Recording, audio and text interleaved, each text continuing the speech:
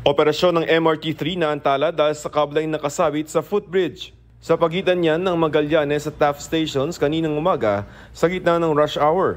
Pero matapos ang mahigit 1 oras, balik na sa normal ang operasyon ng tren. Northbound lane ng Rojas Boulevard EDSA flyover pansamantalang isinara para yan sa repair and rehabilitation ng DPWH. Naging mabigat ang trapiko dahil sa road closure. Ilegal na paggamit ng boga muling nauuso sa ilang kabataan sa mga Aldan, Pangasinan. Ayon sa mga residente, malaking istorbo ang ingay ng boga at kung minsan nakakasira pa sa kanilang mga pananim. Nag-iikot na raw ang pulisya para sawayin ang mga kabataan na gumagamit ng boga. Joseph Morong, nagbabalita para sa GMA Integrated News.